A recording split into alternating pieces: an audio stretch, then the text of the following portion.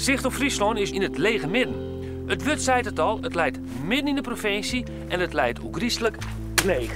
Wel 201 meter onder de zeespiegel. Als de zeedieken er net wezen zoen, dan zou het water hier zo heeg staan. In het lege midden zag je heel bot de hand van de meeskwer om. Er is hier een heel soort aalgroeven, troch vervening, maar er is komt raak in polderen. En dat zwiere werk had onmiskenbaar net alleen nog het landschap van het lege midden vormen, maar ook zijn inwoners. Het gebied is heel lang niet bewoond geweest, want het stond geregeld onder water. Met het dichtslippen van de Middelzee wordt het gebied ingepolderd. Het zijn zogenaamde opstrekkende polders. En komen de bewoners er meer tegen, dan gaan ze aan de andere kant van het meer weer verder met inpolderen. Zo hebben de bewoners van Guainge aan de andere kant van het meer Guaingariep aangelegd. En krijgt Akrum een dochternederzetting met Akmariep. Uiteraard is het lage midden ook enorm beïnvloed door de vervening. Vanaf 1700 is het veen afgegraven. Eerst alleen het hoogveen. Daarna ook het veen dat onder water stond. Zo heeft het landschap ook haar vorm gekregen. Lange stukken land met daaromheen water. De petgaten. In het Veenmuseum Het Damshoes in Nijbeets ontmoeten we Itje Wolters. Het museum houdt de geschiedenis van de vervening levend. Het veen is zo'n 3.000 tot 4.000 jaar geleden ontstaan. Toen dikke pakketten planten afstorven en op elkaar kwamen te liggen. We gaan turf maken en de laarzen staan al klaar. Zo, er is heel klaar voor. Ja. Dus bus ik hier maar even wat wetter bij te komen. Doe het zo goed dit? Ja, dat is prima. En ook je stampen. Een soort variant van een rollator. Zo kerst het weer eens, ja. Sorry, Ietje.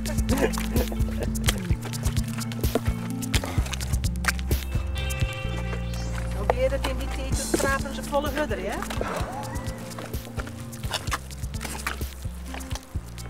Nou, hoe liep het er? Het ligt het nergens op, jonkje. Maar goed, het is om een indruk te krijgen. Ja. Want nou maat die smurrie uit deze baggelbak, die maat droeg in geerazen. Oké. En uitstekken. En dan moest je deze jutte, moest uit de baggelbak Dit is een scheppen. jutte. Dat is een jutte, ja.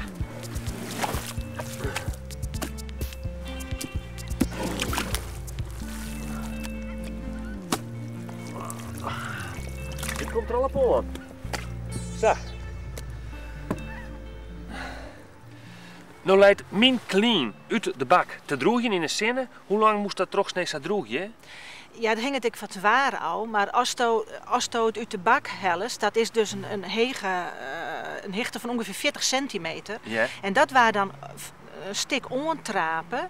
Nog wel een keer ontrapen? Ja, nee, ook grissen, want dit was Tono die in haast, nou ja, dat is echt, liep het natuurlijk nergens op. Ietje. Maar die derry, die waren dus, waar die polskes broekt, omdat het moest een mooie homogene, dichte massa worden. Ja. En goed onstampen, want ja, hoe compacter het was, hoe beter het turf ik krijgen kost. En dan, als het droeg genoeg weer, dan waren het oudmeten en dan gingen ze stekken. Oké, en dan krijg je uiteindelijk deze blokjes. Ja. Als je hier zit het lege midden hinderrieden, dan zul je echt dat die patroon van die vervening zul je nog weer waarom in klaarskip. Ja. Wat is nog heel karakteristiek? De petgotten, maar de striepen ertussen. De striepen? Ja, alles wat vervingend was, dat was wetter. En dat waren de smelle, wat we nemen petgotten. Ja. En de striepen, dat binnen stroken loon ertussen. Met de veenarbeiders opstien. Ja, en werd je de turf te droeg in stier. In het lege midden is net alleen nog een soort veenwoon. De waardje komt raak in polderen. Want woen de boeren hier een bestaan bouwen, dan moest het wetter voor het pond verder. Om die reden binnen toch de eeuwen heen een hele soort wettermoen in het lege midden bouwt. Een van de jongste vrijwillige moeders van Friesland is Ruud Jacob Nauta. En in dit spinnenkapje heb ik een afspraak.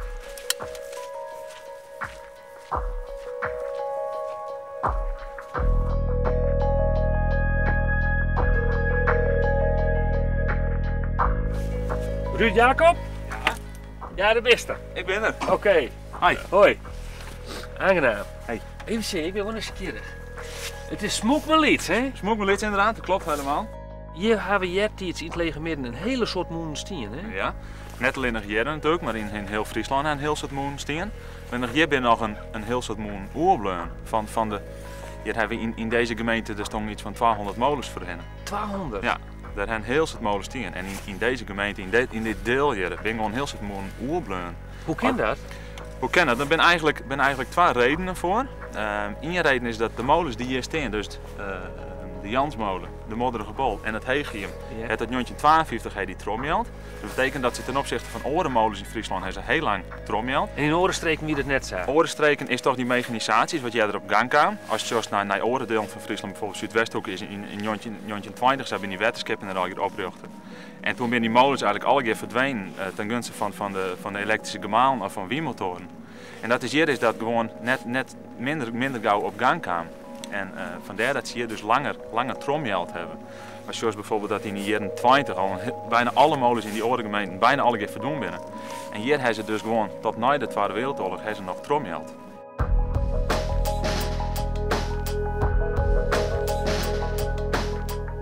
Het is hier nou al hier een mooi landbouwgroen, maar je hebt iets, maar dat je net ook griezelig sompig geweest hebt. Ja, dat is het absoluut geweest. En maar die molens natuurlijk is het al heel erg verloren. Het water peil houden, het water koelpeil houden worden. En dan krijg je dus mooi gaslaan waar vee op rennen kan. En het was minder sompig inderdaad, dat klopt helemaal.